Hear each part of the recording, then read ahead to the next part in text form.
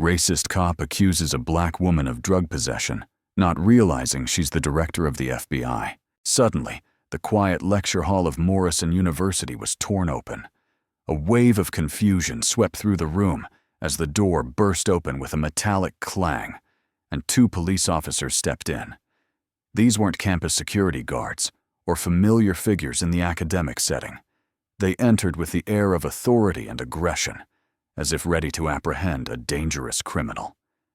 And the person they had come for was none other than Chinmayi Fields, a black woman, intellectual and courageous, standing before hundreds of students, teaching about racial bias in law enforcement. Before we dive deeper into this story, let us know where you're watching from. We'd love to hear your thoughts.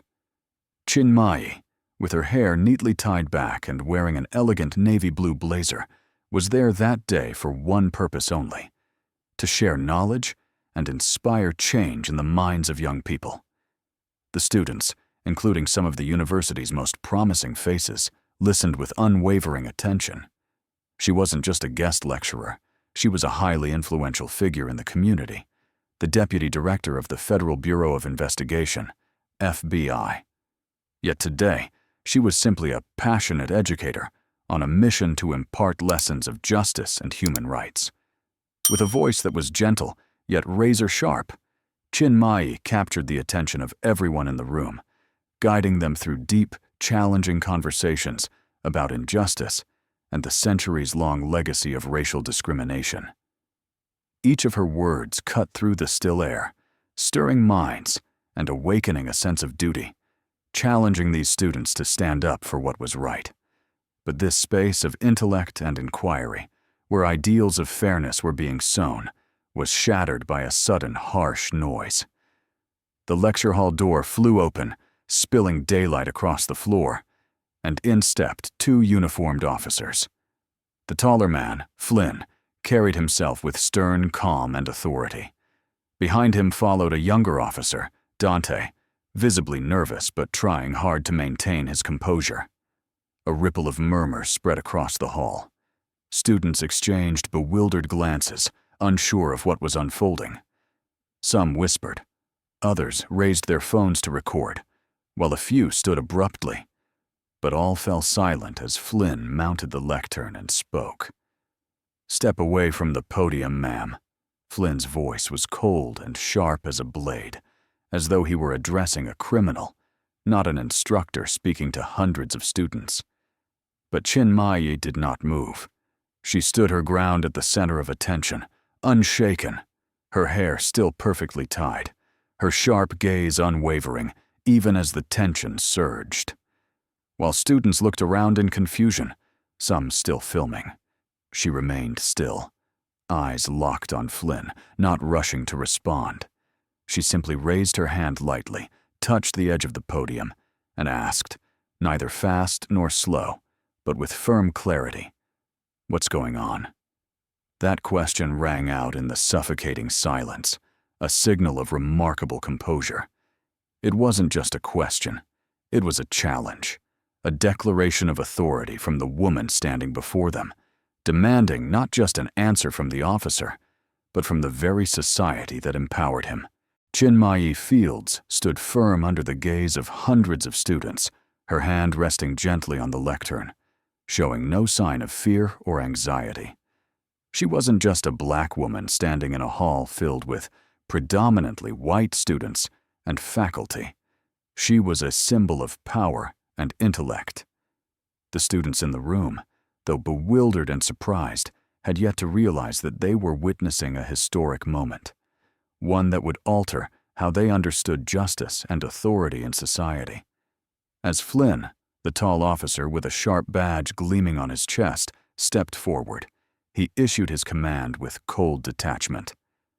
"Step away from the podium, ma'am." His voice was deep, sharp, and threatening, but strangely, it didn't shake the composed gaze of Chinmayi. It was a direct challenge. Around her, students began turning to one another, a quiet wave of confusion spreading. Some had stood up, phones in hand, capturing the unfolding scene. The atmosphere had shifted completely, from the calm of an academic lecture to a moment of tension no one could have predicted. Chinmay showed no sign of panic. She remained there like a monument, her eyes as piercing as light cutting through a thick fog of confusion. She glanced around the room, not to seek sympathy, but to affirm that she was not alone in this moment. She knew there would be looks of concern, maybe even fear, from some of the students. But she also knew she had to remain composed, not just for herself, but for everyone watching. With a calm yet resolute voice, Chinmay asked again, not hurriedly, but with firm conviction, "What's going on?" Her question was not born of pleading or fear. It was a challenge, a clear signal that no matter what authority stood before her, she would not bow her head. At that moment, a different kind of silence fell over the entire hall. Students looked at each other. Some now seemed to realize this wasn't a simple misunderstanding. The room grew still in disbelief. A few raised their phones higher, trying to capture the image of a lecture abruptly transformed into a confrontation between a black professor and law enforcement. Officer Flynn, showing no sign of retreat, took another step toward Chinmay, his voice still cold as ice. "You are under arrest for possession of narcotics. Do not resist." His words hit the room like lightning. Students' jaws dropped, stunned at what they had just heard. The charge Flynn had leveled, already absurd to accuse any professor, was now outright ludicrous when applied to someone like Chinmay, who had spent her life fighting for justice and against racial bias in the legal system. But to these two officers, her credentials, her position, and her lifelong mission meant nothing. All they saw was a black woman standing before them, and in their eyes, that alone was reason enough to act as they did. Chinmay stood tall, her eyes never leaving Flynn, not out of fear, but out of a deep certainty that this was only the beginning of a battle she knew she would win. She understood that these officers had no idea they had just arrested someone who was not easily broken. She was not just a lecturer, not just the deputy director of the FBI. She was a black woman with an unshakable will, and today she would show the world that no one could diminish her strength or power because of her race. The air in the lecture hall grew suffocating. The students were no longer just witnesses to a classroom discussion. They were now witnesses to a historic moment, one where the power of truth and justice began to rise above the forces of prejudice and injustice. The scene inside the lecture hall was no longer that of a typical class. It had turned into a silent, tense battlefield. As Flynn and Dante escorted Chinmay out of the room, the entire atmosphere felt ripped from its natural rhythm. The students could not remain still. A wave of outrage surged within them. Phones were quickly pulled out, and cameras began recording in slow motion, capturing every moment as living evidence of injustice. A student from the back shouted, voice brimming with fury, "She didn't do anything wrong." But the moment their eyes met Chinmay's, everything began to shift. Chinmay showed no sign of worry, not the slightest indication of fear. She stood tall, like an ancient tree in a storm, her eyes steady, not seeking help. Her gaze was gentle, yet unyielding, as if she had been preparing for this moment all along. Even though she knew that today she was not only being treated unfairly, but potentially targeted by the very racism she had spent her life fighting against. In that moment, all she felt was absolute calm. She wasn't looking for sympathy from the crowd. She was seeking justice, and she would not allow these officers to humiliate her without resistance. The confused and astonished looks from the students only made her more certain. These people, though they didn't fully understand everything yet, saw one undeniable truth the moment they looked at her. They couldn't see Chinmay as a victim. She was not a victim. She was a warrior in the fight for justice. Those eyes held not only anger, but admiration, respect for a woman standing tall in the face of one of the hardest moments imaginable. Officers Flynn and Dante had no idea they were confronting a woman not easily defeated. The two believed they could disgrace a black professor without encountering meaningful resistance. But they failed to see that within Chinmayi's coat, within her gaze, lay the composure of someone ready to face any challenge. As Chinmayi stepped into the patrol car, she didn't falter. The door shut with a resounding thud, but it wasn't the sound of defeat. It was the sound of a battle just beginning. The officers still didn't realize they weren't in control. They thought they could overpower her, but they had no idea they were facing someone with far greater power than they imagined. They thought they were arresting a college professor, a woman incapable of making change. But they didn't know she was the embodiment of a vast justice system, a woman capable of turning everything on its head in an instant. Dante, the younger officer, even seemed hesitant during the entire ride. He occasionally glanced at Chinmayi through the rearview mirror, his eyes flickering with unease at her intense calm. But Flynn, the taller one, maintained his smug demeanor. He believed he was doing the right thing. They had just arrested a criminal, and everything would be wrapped up easily. But the truth is never that simple. As they drove through the empty streets, the image of Morrison University faded in the background, while Chinmayi's thoughts became sharper than ever. She knew these officers didn't understand the gravity of what they had done, not just because she was a deputy director of the FBI, but because she represented an ideal, an unshakable belief in justice.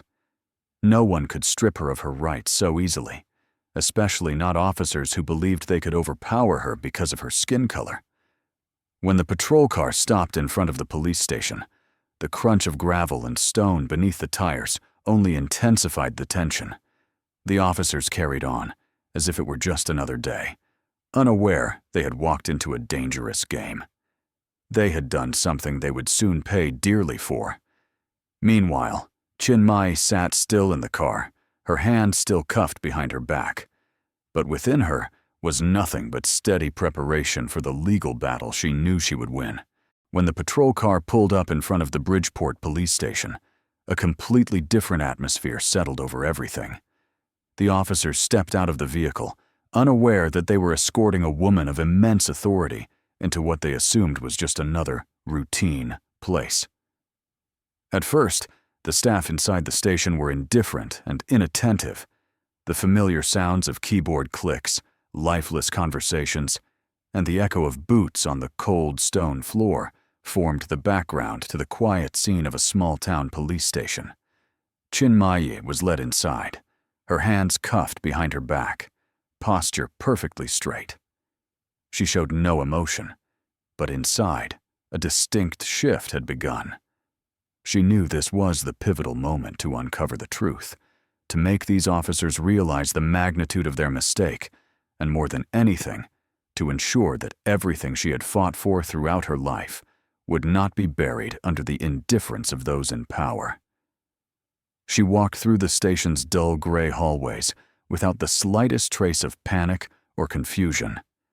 The officers continued with their tasks, but a quiet tension began to spread, as though everyone was subconsciously waiting for something to happen. They didn't yet realize that this moment would become a turning point, not only in their lives, but in the very system they served. When she was brought to the intake desk, the officer seated there didn't pay much attention to his surroundings, his eyes locked on the computer screen. He tapped a few keys, then paused, frowning at what he saw. A long second passed before he looked over his shoulder and said, his voice heavy, "She's the deputy director of the Federal Bureau of Investigation?" Those words struck the air like a lightning bolt. Instantly, confusion rippled through the station. Another officer nearby froze, his eyes wide, as if he had just realized he had made an irreversible mistake. The typing stopped. Idle chatter ceased. Officers turned to one another, eyes filled with doubt and disbelief in that single, electrifying moment. Now, the atmosphere inside the station changed rapidly. Those who had maintained an air of arrogance and self-importance began to feel the weight of unease. Their eyes no longer saw her as just another civilian or a suspect. They saw a woman of formidable power, someone who could not be easily subdued. What they felt now was not victory, but the dawning awareness of a colossal error. Officer Flynn, the one who had arrested Chinmay back in the lecture hall, took a step back. His confidence was gone. Doubt began to creep into his mind. Though he tried to maintain a cold exterior, the glances over his shoulder, the unsteady steps, none of it could mask the rising confusion overtaking him. The students in that lecture hall had no idea they were witnessing a major shift in the justice system.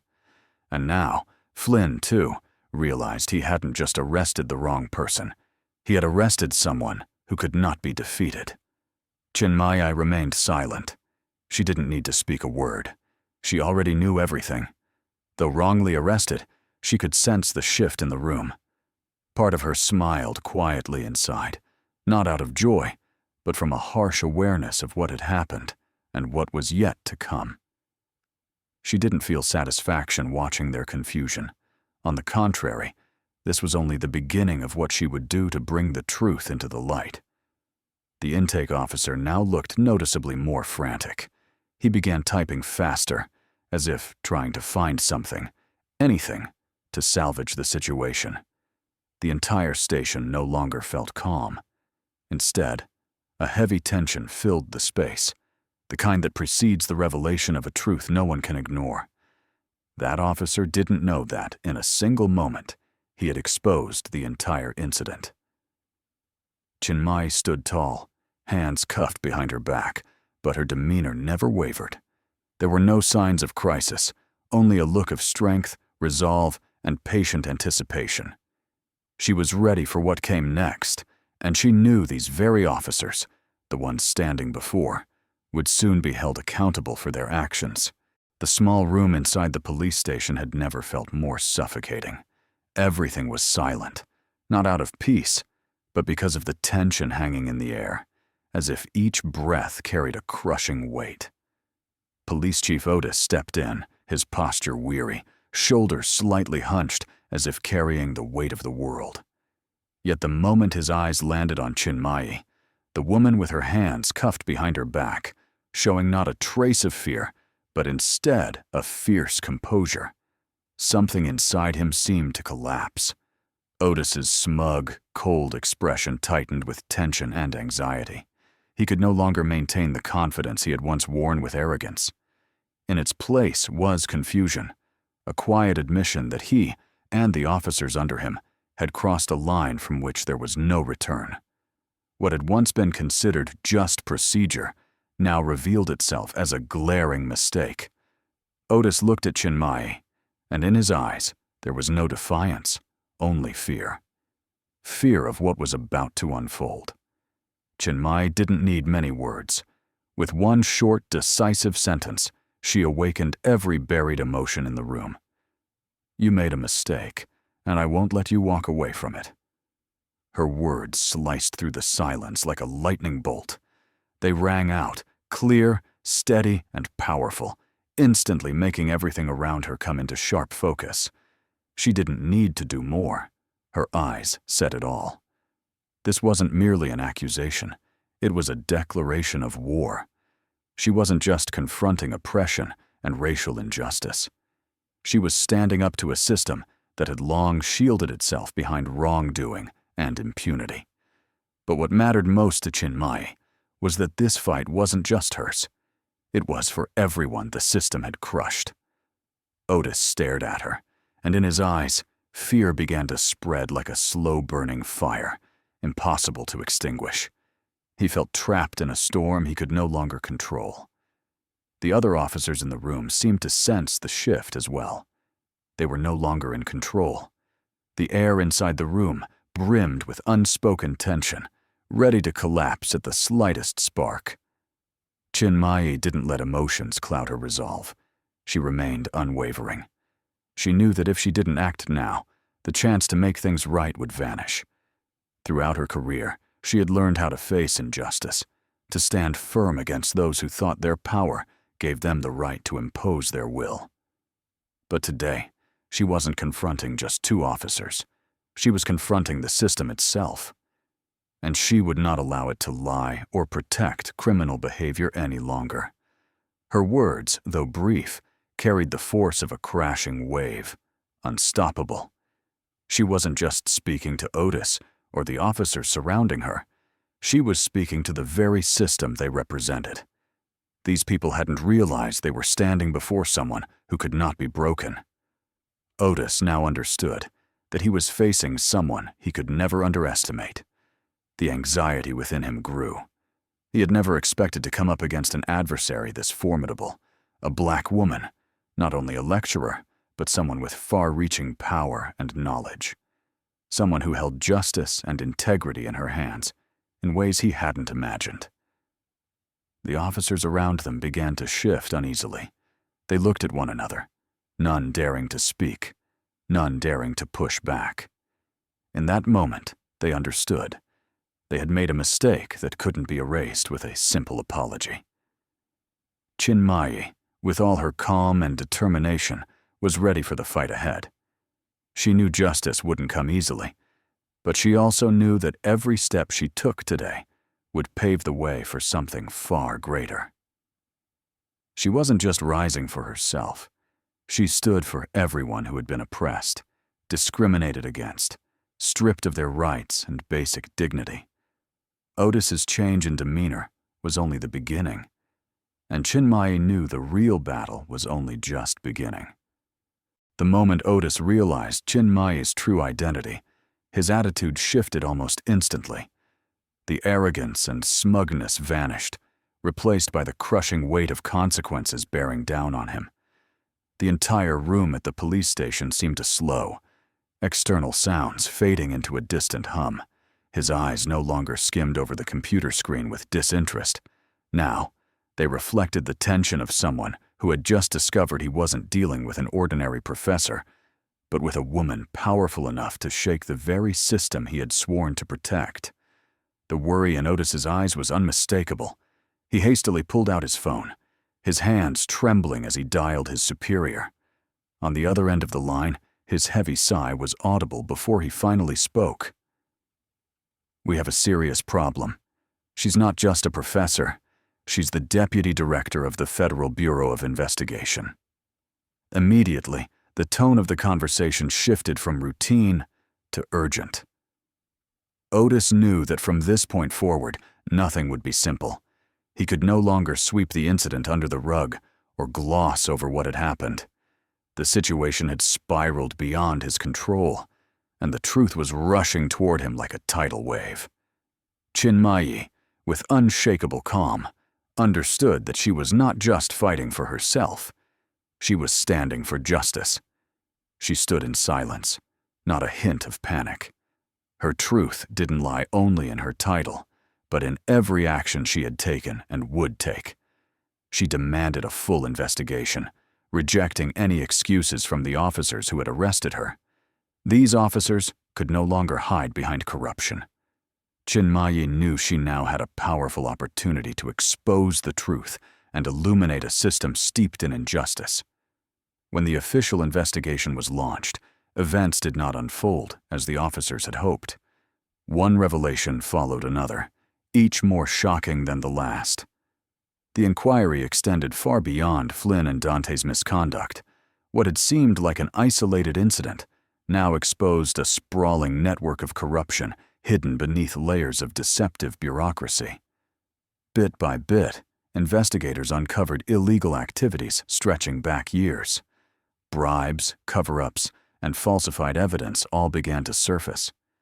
What Chinmayi had once sensed as injustice was no longer just a personal conviction. It was fact. She knew this was not merely her story, but a reflection of systemic rot. With every uncovered detail, the story grew more chilling. The officers hadn't just made a mistake arresting an innocent woman. They had been actively participating in organized criminal behavior. Coerced statements, fake evidence, threats against witnesses, all interconnected in a web of corruption that Chinmayi was now beginning to unravel. Her anger did not fade. It intensified. Chinmayi didn't just see the wrongdoing of the two officers who arrested her. She recognized something far more dangerous: an entire police institution decaying from within.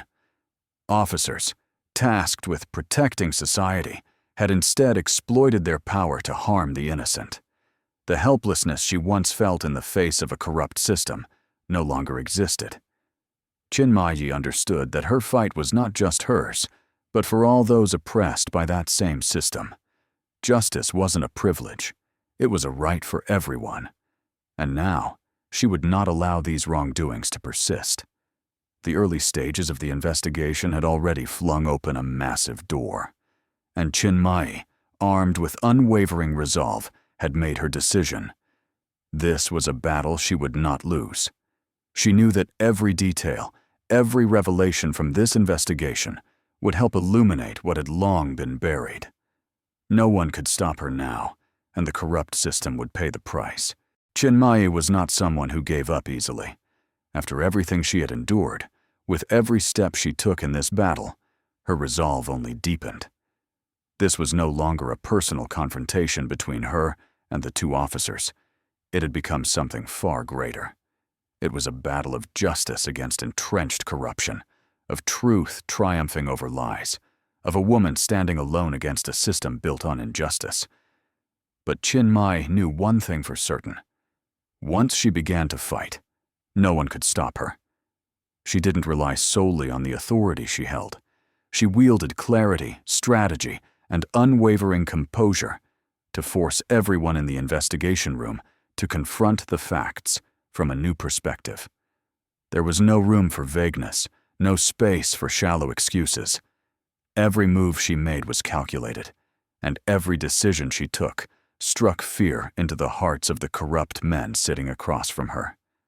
The change in the officers' demeanor, especially Flynn and Dante, became unmistakable. Those who once believed they could wield their power to overpower a lone woman now felt unease and dread. They began to understand that they weren't up against an anonymous professor, but a woman with an extensive network of influence and the ability to bring everything crashing down. And as the documents and evidence Chinmayi had requested began pouring in, each piece of truth revealed made it harder for them to sit still. Flynn, once smug and arrogant, could no longer mask the tension in his every gesture. He frequently glanced at his colleagues, as if searching for any sign that things were still under control. But his attempts were no longer convincing. Dante, the younger officer, now felt as though he were trapped in a game whose rules he no longer understood. He could no longer maintain confidence in Chinmayi's presence. His hands began to tremble slightly, not from fear, but from the painful realization that they couldn't escape what they had done. With every step the investigation took closer to the truth, the atmosphere inside the station grew heavier. The tension became so thick that even uninvolved officers began paying attention. They were no longer just employees on routine duty. They had become witnesses to the seismic shift that Chinmayi was causing. This wasn't merely a condemnation of Flynn and Dante. It was a declaration of war on the entire system. One of the most crucial pieces of evidence Chinmayi had requested was finally presented. It wasn't just documentation regarding her arrest. It included records of bribes that officers in the precinct had been receiving for years. Day by day, more secrets were brought into the light. Fabricated reports, manipulated investigations. Everything the officers had believed they could hide forever was now beginning to surface. The anxiety growing in Flynn and Dante was now undeniable. Both felt the storm closing in, powerless to stop it. They understood they had committed grave errors, and what they had done was not merely a personal mistake. It was part of a much larger criminal apparatus. They knew they couldn't outrun the consequences. Those they once considered allies or friends were no longer standing with them. Everyone now had to face the reckoning. Meanwhile, Chinmayi remained composed, like a warrior who never backed down, no matter how intense the challenge. She knew that only justice could expose everything. And this time, she would not let the corrupt system survive. Every step she took was like pushing these officers closer to the edge of the cliff they had built for themselves. The investigation was no longer just a process of gathering evidence. It was a complete restructuring of the system that people like Flynn and Dante had abused. And as their fear grew by the hour, Chinmayi, with her resilience and unwavering determination, proved that one woman could change an entire system if she possessed enough courage and truth. A profound shift began to blanket the atmosphere inside the police station. The once arrogant glances, so habitual in the actions of the officers, could no longer maintain their smugness. Conversations that had previously brimmed with confidence, sometimes laced with jokes, now fell silent and heavy with unease. Everyone began to realize that what they had once considered a minor incident, a trivial wrongful arrest, was, in fact, the spark of a much larger crisis. Chinmayi, with her unwavering resolve and remarkable intelligence, had begun to influence those around her in ways they had never imagined. This was no longer an isolated event. Her truth, her powerful declarations of justice, and the actions she took had started to shake the very foundations of a system that had long dismissed the possibility of reform. She was not just a professor or a deputy director of the FBI. She was the catalyst for change within a deeply corrupt system. When Chinmayi entered the interview room for the second time, she could feel the shift in the air. The suspicion and contempt were gone. Everyone in the room, whether officers or investigators, now looked at her with newfound respect, a respect she knew she had earned. She was no longer just a victim of wrongful arrest. She had become a symbol of resilience and justice. Those who once thought they could sweep everything under the rug now realized they could no longer turn their backs on the truth. The large room was filled with tense, expectant gazes. Police Chief Otis stood in the corner, no longer the confident leader he once was. His hair was messier, and his eyes lacked conviction. The entire system was beginning to unravel under Chinmayi's influence, and whether he liked it or not, he had to face the truth. She walked in, eyes unflinching, her hands still cuffed behind her back, but her presence was as commanding as ever. Everything they once believed, every story they clung to, no longer held ground. Chinmayi didn't need to speak. Her presence alone transformed the room. She stood firm, unwavering, and she had earned the hard-won respect of everyone present. In those brief moments, they all realized they weren't simply conducting an investigation. They were witnessing a systemic transformation that could no longer be stopped. Every question they asked, every ambiguity in their previous methods, was now being laid bare under the unforgiving light of truth. As the investigation progressed, each piece of truth was locked into place, every mistake exposed. Officers like Flynn and Dante could no longer evade accountability. The anxiety and fear in them became increasingly visible. The words they had spoken, the actions they had taken, were no longer protected by vague justifications. There was no room for excuses in this battle. The cost of their actions was now undeniable and irreversible. With each advancement of the investigation, Chinmayi reaffirmed that she was not someone who could be easily defeated. She pushed for deeper inquiries, demanded a thorough examination of all records. Documents, reports, and previous testimonies were all brought into the light of justice. The corrupt, regardless of their rank, were now being held responsible. And it seemed those officers who once held power now stood afraid, realizing they could no longer hide from the truth. In the end, as Chinmayi stood and looked toward those reviewing her case, she did not feel personal triumph. What she felt was a profound sense that the changes she had ignited, no matter how small or large, would pave the way for a better future for those who had been oppressed and silenced. She was not merely a professor, nor simply a deputy director of the FBI. She was a harbinger of transformation, and the system that had once relied so confidently on its power was now forced to face its collapse. Inside that investigation room, the transformation wasn't sudden. It was a process, a journey that Chinmayi had walked with unwavering determination and resilience. Every step she took was a blow against corruption, a strike against deceit. And no matter how difficult the path became, Chinmayi never backed down. She had changed an entire system, and that change would not be undone. Chinmayi never backed down easily.